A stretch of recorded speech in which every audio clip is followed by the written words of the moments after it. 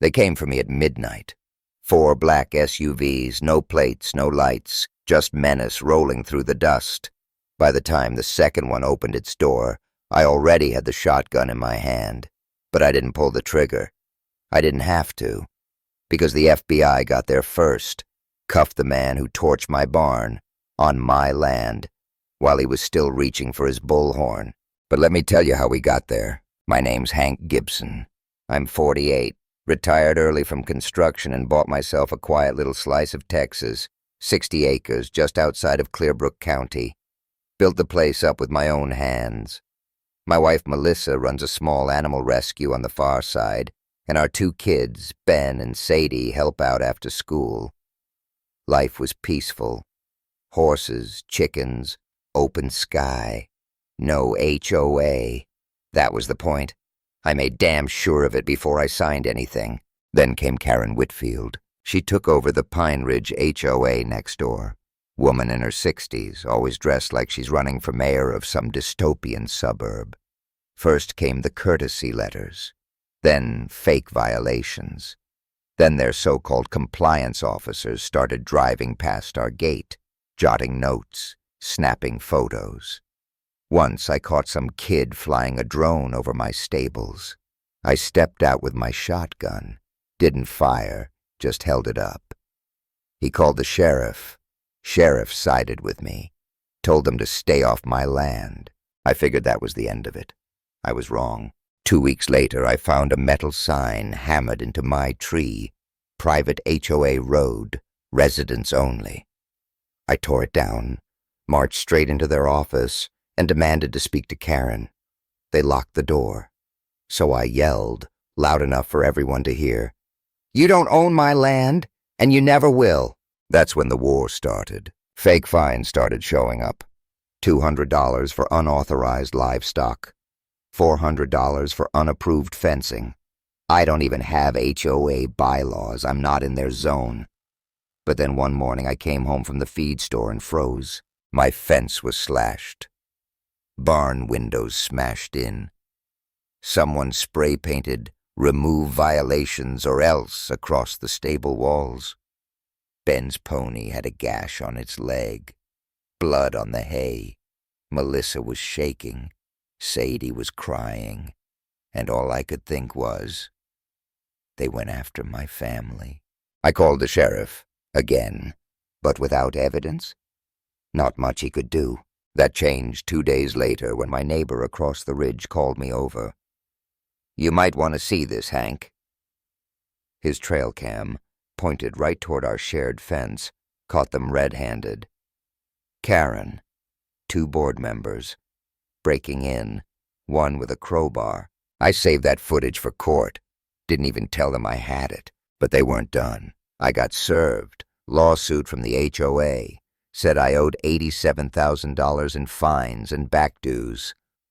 Attached was a so-called welcome packet I'd never seen, and a contract with my signature.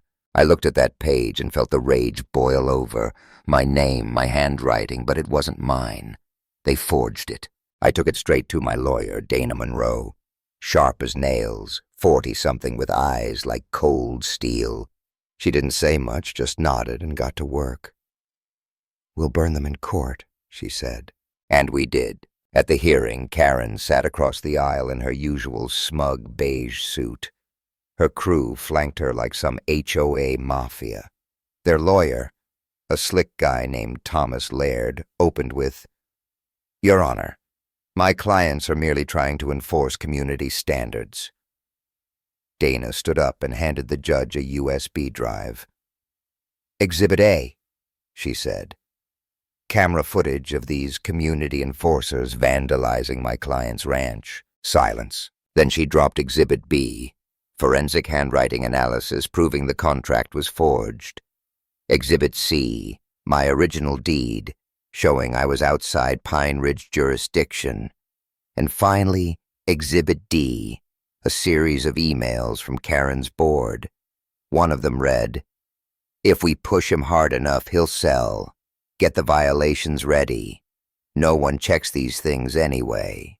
Karen turned ghost white. Her lawyer started sweating through his shirt. But that was only the first round. See, what we didn't know then was how deep the rot went. That night we came home to find "Run" spray-painted across the hay barn. Inside, a family photo of us, burned at the edges. Someone had been inside our home. We found a key in the dirt, with a Pine Ridge HOA tag on it. I installed new locks, more cameras, armed sensors. We slept with lights on. Melissa barely slept at all. Ben stopped riding his bike. Sadie clung to our old dog like her life depended on it. Then we caught a break. A local contractor, Millside Services, sent Dana some delivery logs. Turns out, the HOA had been listing my address on their supply orders for months. They were trying to document my land as HOA property, building a paper trail to fake legal standing. That's when Dana whispered the words that changed everything. "This isn't civil anymore. This is federal." And it was. The FBI got involved. The forgery, the threats, the tampered documents.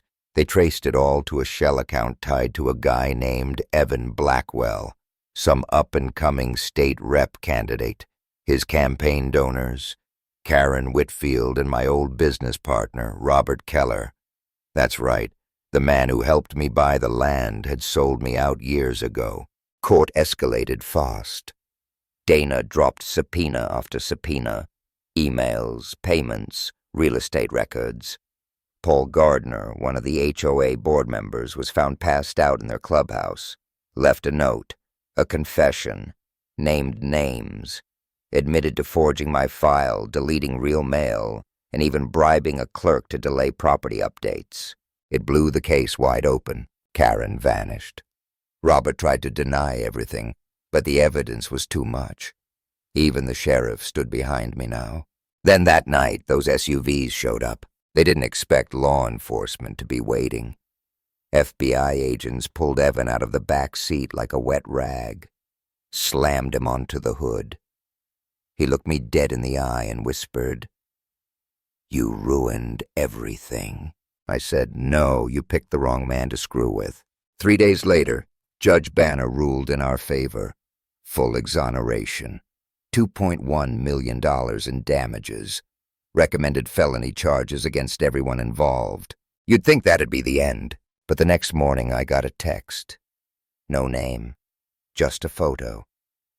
It showed me and my family sitting on our porch the night before, taken from the tree line. The air. 3 words underneath. "Still watching you." So I got up, poured myself coffee, strapped on my boots, and checked every gate on my land. Because if they come back again, I won't be calling the sheriff first. You tell me, justice or just revenge?